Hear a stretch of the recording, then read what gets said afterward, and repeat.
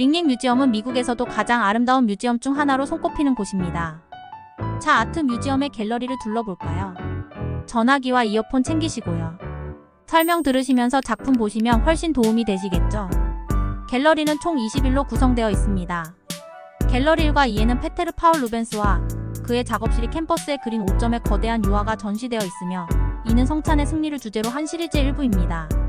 스페인령 네덜란드의 통치자 이사벨라 클라라 유지니아는 자신의 궁정화가인 루벤스에게 성체성사를 주제로 한 테피스트리의 디자인을 의뢰했습니다. 테피스트리는 그녀가 사랑하는 마드리드의 데스칼자스 레알레스 수녀원으로 보내졌는데, 그곳에서 오늘날까지 남아 있습니다. 캠퍼스 그림은 페인트의 테피스트리 디자인을 보존하고 있으며, 이사벨라 클라라 유지니아가 브뤼셀에 있는 그녀의 궁전을 장식하도록 의뢰한 것으로 생각됩니다.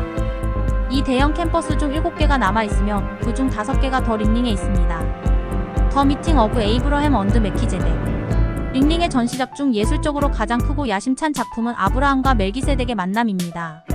주제는 창세기 14장 17절에서 24절에 나오는 에피소드로, 족장 아브라함이 단 전투에서 승리를 거두고 돌아오는 내용입니다. 나중에 예루살렘으로 불린 살렘의 제사장이자 왕인 멜기세덱은 아브라함에게 빵과 포도주를 제공하고 그를 축복합니다.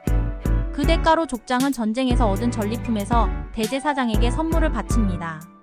루벤스는 제사장 겸 왕이 빵과 포도주를 바치는 것을 기독교 성찬례와 교황 제도의 예표로 보여줍니다. 더 높은 위치에 서 있는 멜기세덱은 마치 가톨릭 미사에서 제단에서 성체를 전달하는 것처럼 아브라함에게 제물을 전달합니다. 대제사장에 참석하는 인물은 성찬식에서 수행자들의 도움을 반영한다 해요. 다음은 트라이엄프 오브 캐톨릭 페이트. 교회가 모든 다른 것에 대해서 승리한 걸 의미한다고 해요. 12명을 낳은 여인은 자선을 상징했고, 수레 위의 여인은 신념을 상징합니다. 그리스도의 가르침이 모든 다른 지식에 위에 있다고 해석되어진다고 합니다. 다른 지식은 철학, 과학, 시, 자연을 가리키고, 천사는 예수님의 신념을 바로 세우고 지탱하며, 수레 뒤에 날고 있는 천사가 들고 있는 횃불은 신념의 승리를 밝히고 있다는 걸 의미한다고 하네요. 더 트라이엄프 오브 디바인 러브. 루벤스는 신의 사랑을 모든 영양을 공급하기에 충분한 젖을 가진 사랑의 어머니 모습으로 묘사했습니다. 성모 마리아를 닮은 그녀는 2마리의 사자가 끄는 작은 행렬 마차 위에 서 있는 모습을 보여줍니다. 그녀 옆에는 펠리컨이 가슴을 뚫고 새끼에게 먹이를 주는데, 이는 그리스도의 희생을 상징하는 몸짓입니다. 날아다니는 퍼티 어린이 천사의 후광이 공기를 가득 채웁니다. 3개의 퍼티는 육지에 묶여 있습니다. 하나는 죄와 악의 전통적인 상징인 얽힌 뱀을 태우기 위해 몸을 구부립니다. 또 다른 사람은 불타는 마음과 활을 들고 있습니다. 3번째 푸토는 사자 위에 앉아 신성한 사랑의 화살을 휘두릅니다. 따라서 티는 사랑의 감정과 불타는 마음에 불을 붙이는 횃불인 큐피드 모양의 활과 화살을 사용하여 신성하고 모독적인 사랑이라는 주제를 선포합니다. 이 3가지 속성은 모두 루벤스의 작품 전반에 걸쳐 반복됩니다. 예를 들어 전차 바퀴의 살에서 화살과 불꽃이 번갈아가며 방출된다는 점을 살펴보면 됩니다. 저 당시에는 대작의 경우 화가 본인이 혼자 다 그리지 않고 팀이 있어서 같이 완성을 했다고 해요. 그래서 사설에 의하면 사자 등에 탄 어린 천사 얼굴을 루벤스가 직접 그렸다고 하니, 가시면 천사 얼굴을 자세히 관찰하시는 것도 관람에 도움이 되실 것 같네요. 갤러리 3. 루카스 크레나치, 코넬리스 벤 클리브 및 퀸텐 메시스의 그림을 포함하여 북유럽의 후기 고딕 및 르네상스 작품을 다양하게 전시합니다. 이 갤러리의 조각, 가구 및 장식 예술은 미술사의 이 시기를 더 깊이 이해할 수 있는 포괄적인 맥락을 제공합니다. 갤러리 4. 박물관의 가장 아름다운 이탈리아 르네상스 그림 중 일부는 갤러리 4에서 볼 수 있습니다. 달콤하고 고요한 그림성 세바스티안과 로크가 있는 베르나디노 루이니의 성모와 아기부터 흥미롭고 수수께끼 같은 그림 피에로 디코시모의 궁정 건물까지 이 갤러리에서는 다양한 작품을 선보입니다. 다양한 이탈리아 르네상스 스타일. 갤러리 5. 레투치 56세기 이탈리아 침대 겸용 소파와 가정에서 종교적 헌신에 사용되는 이미지를 전시하여 르네상스 가정 생활을 생생하게 보여줍니다. 섬세한 델로 아로비비아이의 테라코타 마돈나와 어린이, 도메이니코 GHIRLANDAIO가 세례 요한과 새 천사와 함께 성모와 어린이를 부드럽게 표현한 작품을 감상해보세요. 갤러리 6. 16세기 이탈리아 회화를 전시하는 갤러리 6에는 방문객이 가장 좋아하는 작품인 파올로 베로네세의 대형 제단화인 이집트로 가는 피신 중 휴식이 포함되어 있습니다. 이 갤러리에서 놓칠 수 없는 다른 작품으로는 앤토니오 팔르머의 어에셔웨러스 이전의 극적인 에스터와 지오바니 앤토니오 파솔로의 패밀리 그룹 초상화가 있습니다. 갤러리 11. 박물관에서 가장 좋아하는 그림을 한 곳에서 모두 보고 싶다면 갤러리 11에는 피터 폴 루벤스의 새 작품과 디에고 벨라스케스의 초상화 등 컬렉션의 가장 큰 히트작이 방문객이 즐길 수 있는 편리한 장소에 모여 있습니다. 갤러리 12. 이 갤러리 공간은 역사적인 박물관 갤러리와 키스 디 몬더 현대미술관을 연결합니다. 현재 특별 프로젝트나 특집 전시로 사용되고 있으니 방문 당시 어떤 행사가 진행되고 있는지 꼭 갤러리 12에 들러보시길 권장드려요. 갤러리 15. 1700년대 초 프랑스 로코코 시대를 기념하는 갤러리 15에서는 경쾌함과 재미가 있고, 이 기간 동안 제작된 예술품은 엘리트의 평온한 귀족 생활 방식을 반영하며 환상적인 초상화와 거의 400년 된 아름답게 장식된 하프시 코드로 표현됩니다. 갤러리 17. 안젤리카 카우프만, 벤저민 웨스트, 안톤 라파엘 맹스 등 가장 저명한 예술가들의 작품을 연구한 신고전주의 작품들이 있으며, 이 갤러리에는 신고전주의 운동에서 영감을 얻은 고대 조각품의 예도 포함되어 있습니다. 갤러리 18. 전시된 그림과 가구를 통해 18세기 이탈리아를 알 수 있고, 지오바니 미셸 지아레이에니아라의 1756년 복권 그림에 묘사된 토리노의 분주한 일상을 즐기거나, 지오바니 뒤에 숨은 난해한 메시지, 바티스타 티에폴로의 고상한 프레스코와 두 개의 우화적 인물을 볼 수 있습니다. 갤러리 21.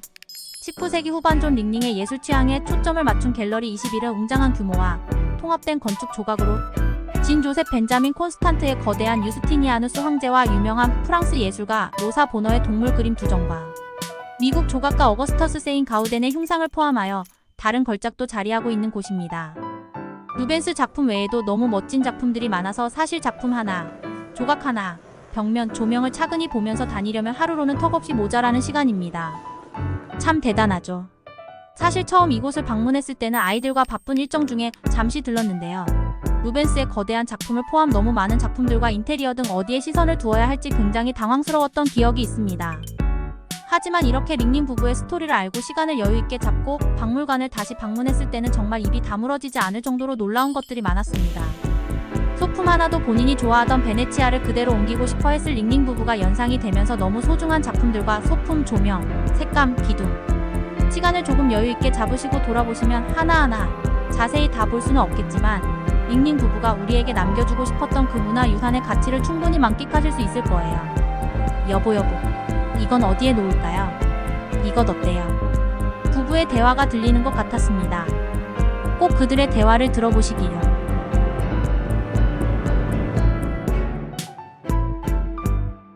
참고로 매주 월요일엔 아트 뮤지엄과 정원은 무료 입장입니다. 주요 작가로 페테르 파울 루벤스는 1577년 6월 28일, 1640년 5월 30일 독일 태생으로 17세기 바로크를 대표하는 벨기에 화가입니다.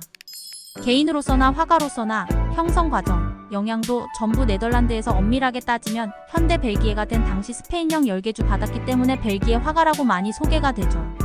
그는 역동성, 강한 색감, 그리고 관능미를 추구하는 환상적인 바로크 스타일의 대표적인 화가이며 초상화, 풍경화, 신화나 사실을 바탕으로 그린 역사화, 그리고 교회 재단을 위해 그린 반종교 개혁적인 세폭제 단화인 십자가에서 내려지는 그리스도라는 작품으로 유명합니다. 그러나 힘찬 역동성에 반해 세밀함에 있어서는 그리 뛰어나지 않다는 평을 받는답니다.